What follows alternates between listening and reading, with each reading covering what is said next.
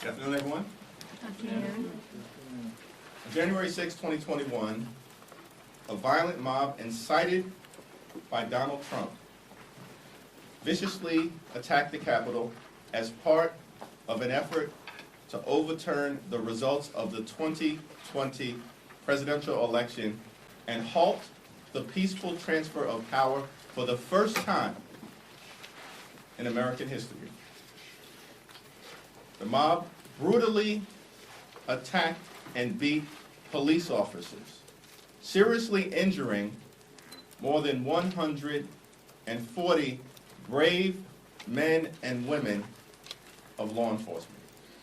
It was an unprecedented assault on the American way of life, on the rule of law, and on the very fabric of our democracy. Donald Trump and House Republicans are now determined to whitewash that day that will always live in infamy. House Democrats will not let it happen. Not today, not tomorrow, not ever. Donald Trump and House Republicans spent all of last year promising to lower the high cost of living in the United States of America. In fact, Donald Trump promised that he would lower costs on day one. That hasn't happened. Why didn't it happen? Because on day one, Donald Trump was too busy pardoning hundreds of violent felons who brutally beat police officers on January 6th. It's shameful. It was shameful then, and it will always be shameful. And under the leadership of Democrats on this so-called January 6th subcommittee, we will make sure that the American people continue to receive the unfiltered truth, the whole truth, and nothing but the truth. It's now my honor to yield to the top Democrat on the House Judiciary Committee, an ex officio member of this subcommittee, and one of the country's leading champions for democracy, the Constitution, and the rule of law, the Honorable Jamie Raskin. Thank you, Leader Jeffries. And Leader Jeffries was a hero on January 6th when he insisted that we go back to the floor and complete the counting of electoral college votes. And he's a hero again now as he opposes this absurd and ridiculous effort by the Republicans, again, to spread lies when the truth is completely known.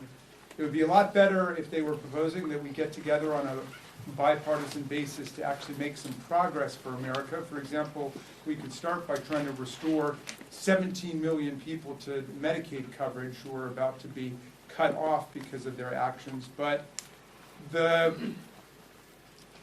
president and the MAGA followers cannot stop returning to the scene of their crime.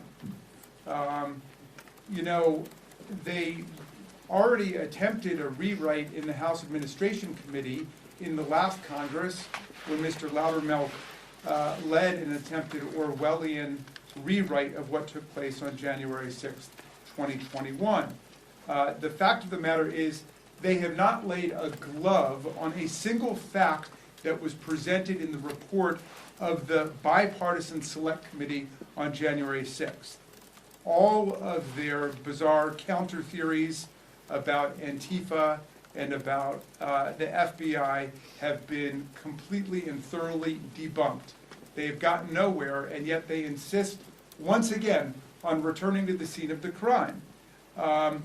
That gives us the chance to educate new generations of Americans about the dangers of political authoritarianism and about the dangers of political and religious cults. We are also going to demand that this forum finally become a time of national reckoning with the fact that 140 of our police officers were wounded, injured, hospitalized, disfigured, and disabled by the savagery of Donald Trump's mob. Speaker Johnson and Donald Trump have done absolutely nothing for our police officers. They won't even put up the federally mandated plaque in Congress to honor the service of our officers and their sacrifice. Yet, Donald Trump pardoned nearly 1,600 insurrectionists and violent cop beaters, many of whom have already reoffended. And he calls them heroes. And he called them hostages, which is obscene. A hostage is someone who has been abducted and held for ransom by a terrorist or criminal group. That's what they think of the American judicial process. So, while he's pardoned all of these insurrectionists, while he has fired dozens of experienced federal prosecutors simply for doing their jobs and working on the January 6th case, he has done nothing for the police heroes who defended our Congress, who defended our vice president, who was threatened by Donald Trump's mob, and who defended our Constitution against Trump's insurrection. They've done nothing for the officers. So we're going to talk about that. And we're going to talk about specific officers. For example, Sergeant Aquilino Gunnell. Sergeant Gunnell was on the Capitol Police Department force for 17 years, a veteran of the Iraq War who said he never saw any kind of violence and savagery as bloody as what he saw on January the 6th. He endured injuries so severe he was forced to retire from the police department. He could no longer meet the medical and physical requirements for service on the Capitol Police Department, and while he was about to be promoted to lieutenant from sergeant, he was forced to retire from the police and is now living on a substantially reduced income for him and his family. He's just one example of many officers, of the hundreds who were forced to leave either the Capitol Police or the MPD because of injuries, physical or psychological, that they suffered on that day. So we'll also get the chance with the new select subcommittee to examine the constantly growing criminal records of all of the violent felons and cop beaters and white nationalists who Donald Trump pardoned and released onto our streets on day one. And they've been picked up on all kinds of crimes. One from Virginia was engaged in burglarizing homes in the neighborhood where he lived. But on that list are child sex abusers.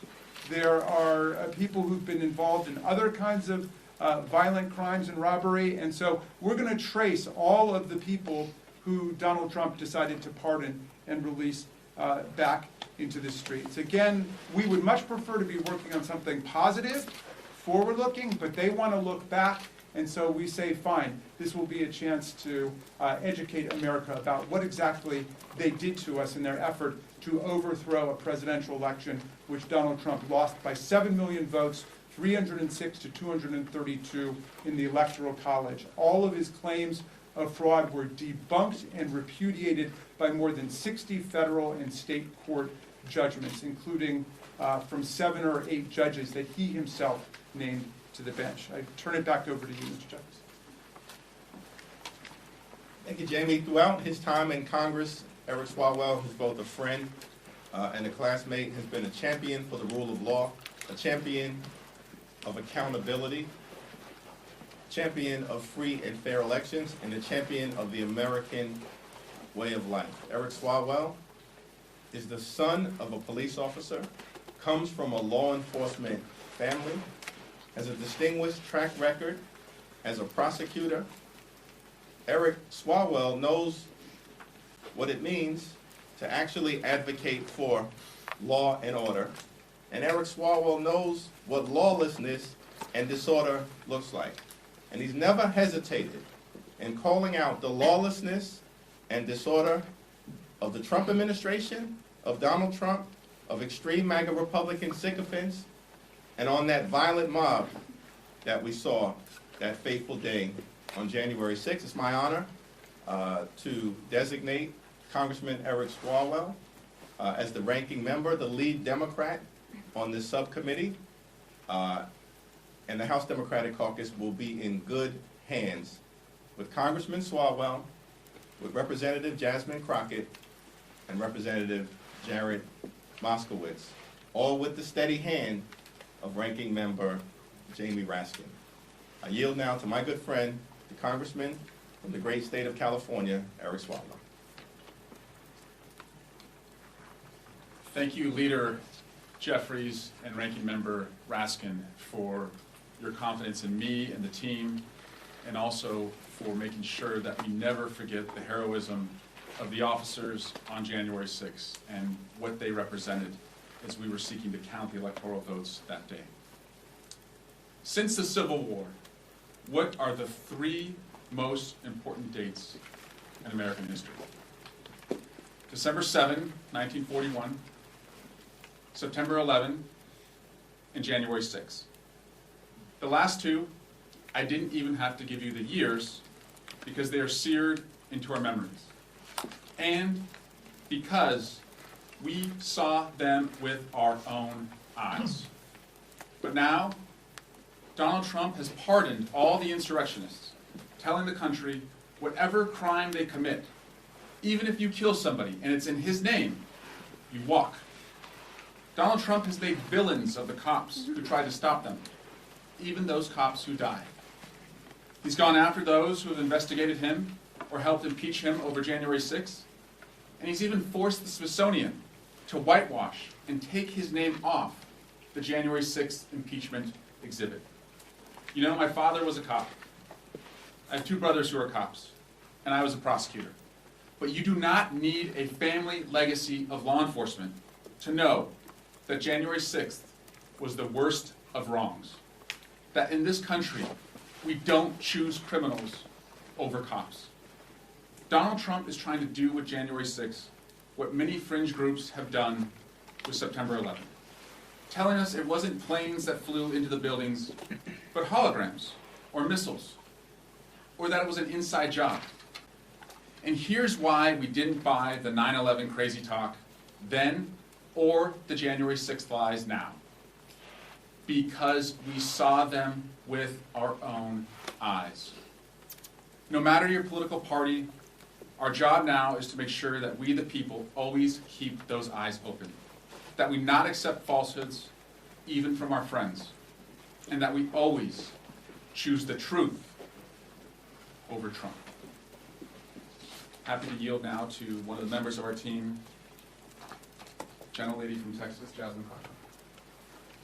Thank you so much. Thank you so much to the leader as well as both ranking members. And of course, it is always a good time when I can be with my good old classmate, Jared Moskowitz. You know, it is so interesting that we stand here and we're talking about relitigating what has been litigated not once, but twice. And now they have decided that they want to go a third round. You see, if we recall, there was a January 6th committee that had come together. And because of the work that was done on that select committee, we ended up with a number of indictments. And when I say a number, I'm not talking about 5 or 6. I'm talking about well over 1,000 people that were indicted. And then after being indicted, meaning that a grand jury was able to hear the evidence and decide that there was enough for the Department of Justice to go forward. We had a number of cases that were tried. We had a number of defendants that actually entered pleas of guilty. So explain to me why it is that now that we have Trump back in office, they decide that they want to litigate this over again. Here's the reality. I can tell you that the results will still be the same. On that day, there was an attempt to tear apart our democracy brick by brick. In fact, they laid the foundation, unfortunately, for what we are experiencing right now.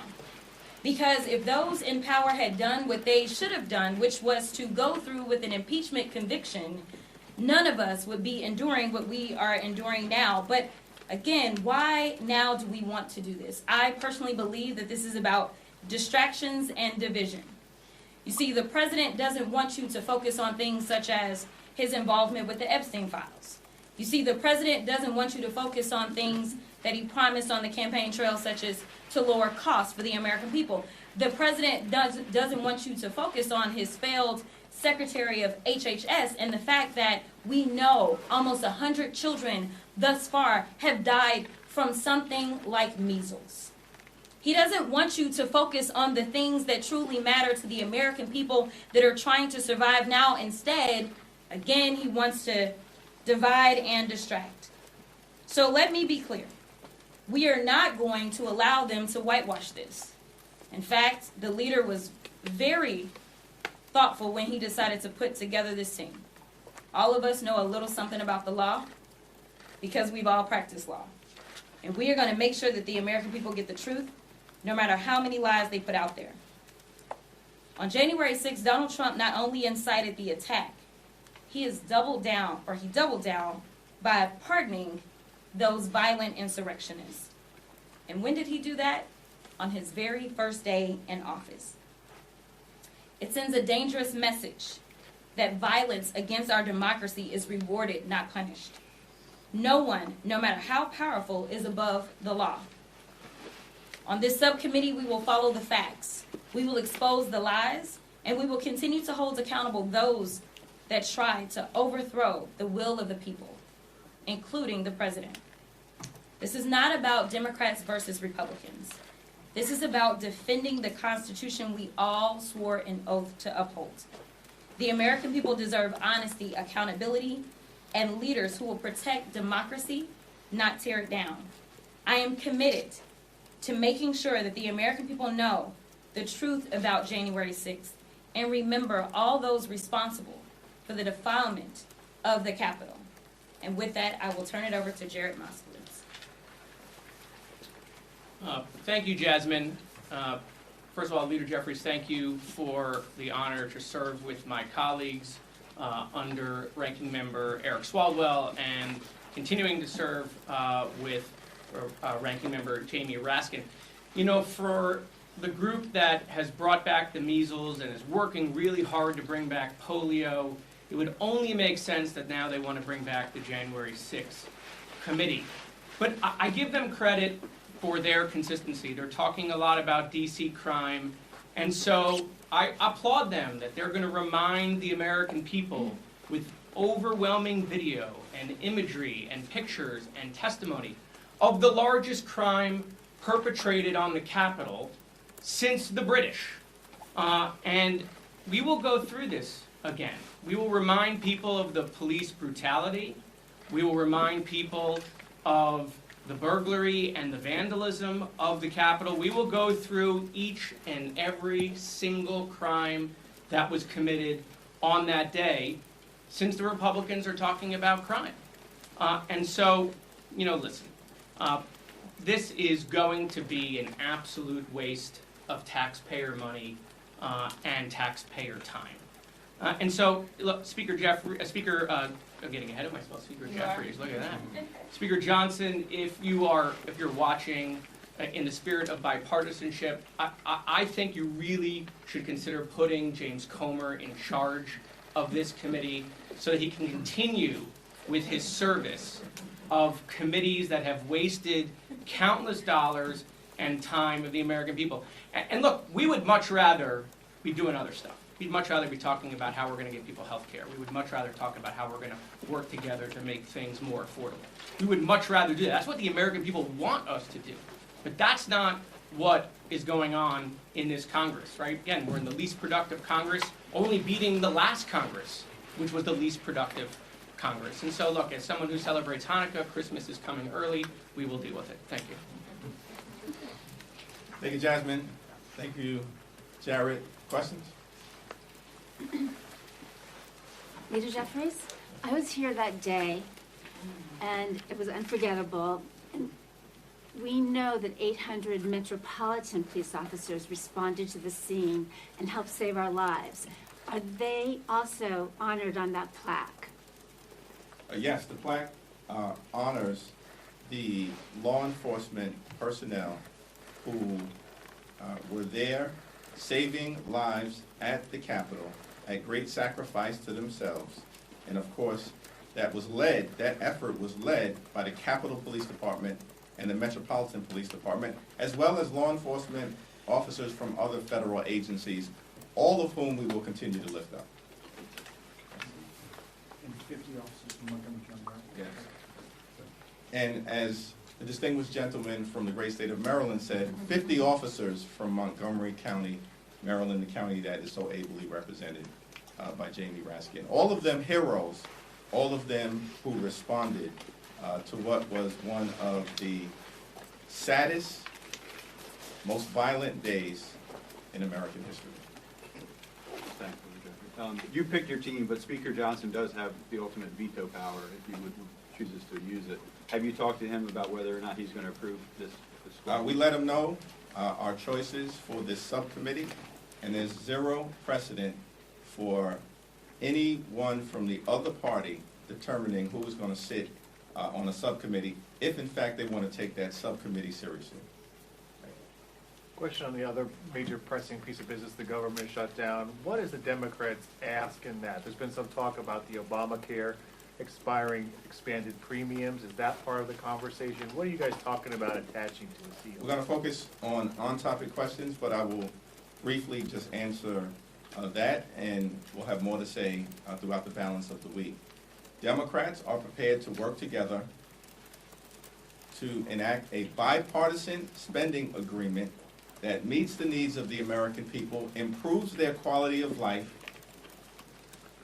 and addresses health care, public safety, and their economic well-being.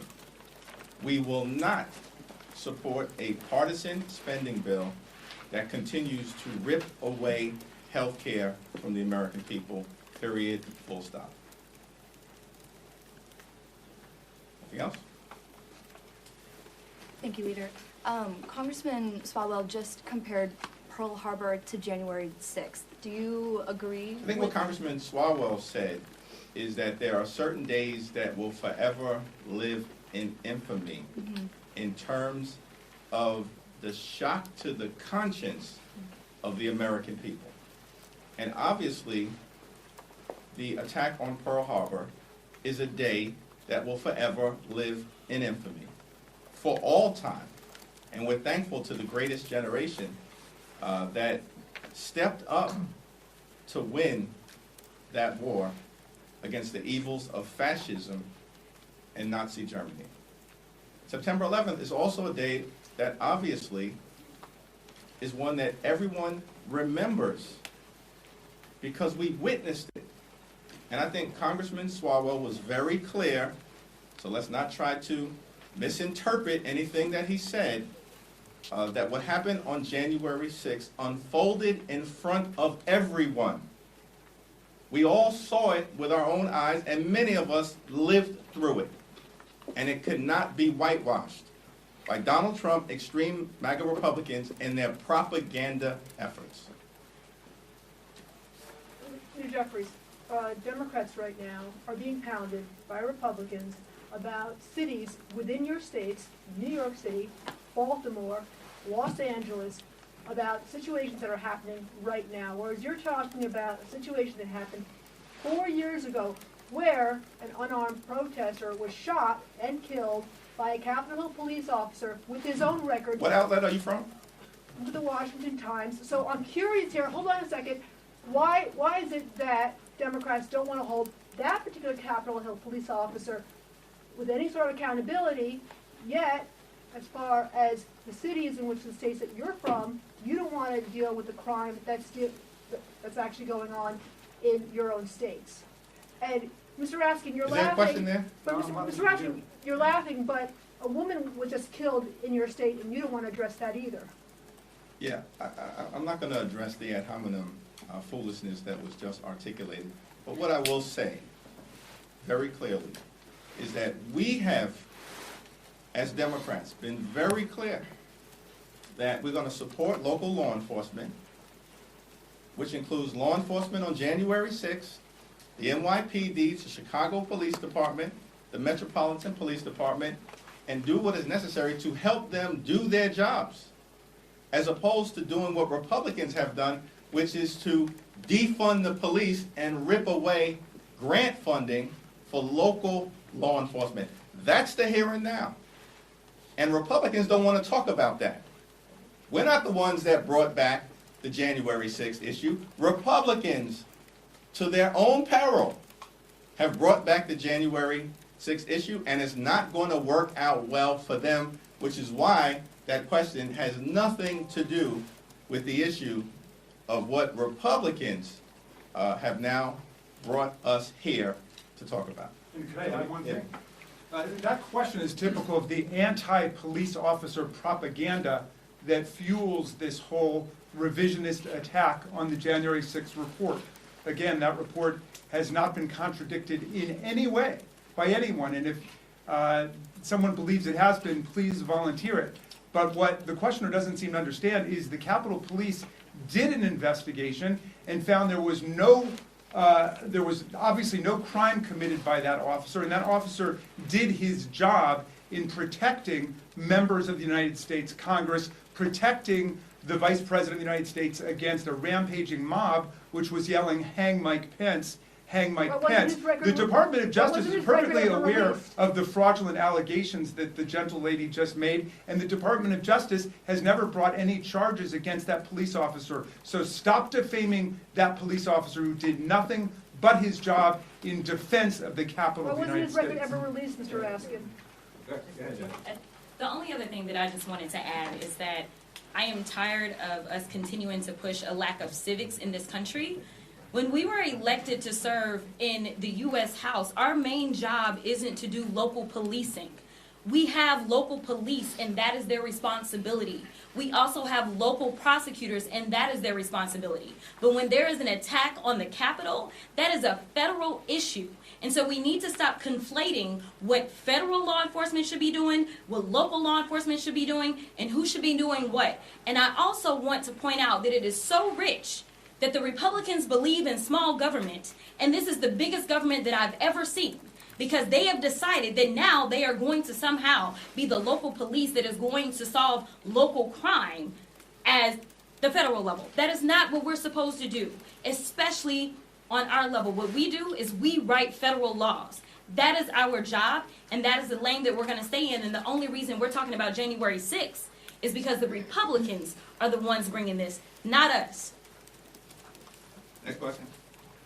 Leader Jeffries, could we please get your reaction to the birthday note that Oversight Committee released today, and what are the next steps in the Epstein inquiry as far as Democrats are concerned? Yeah, well, I have more to say about the birthday note, but right now I'm going to let Robert Garcia and the Oversight Committee Dems speak to that issue. Last question. If Speaker Johnson does not approve your picks for the Select Committee, will Democrats still participate in this? We're not going to deal in the realm of hypotheticals, but what's interesting is that Republicans have brought this situation on themselves. They blindsided us by dropping this January 6th subcommittee into a rule in the dead of night so that it wouldn't have to be comprehensively debated on the floor of the House of Representatives. And so they have decided they want this January 6th subcommittee. It's going to be housed before the Judiciary Committee. Jamie Raskin, as the top Democrat on the Judiciary Committee, will be an ex officio member, according to the protocol that has been previously set forth by Democrats and Republicans.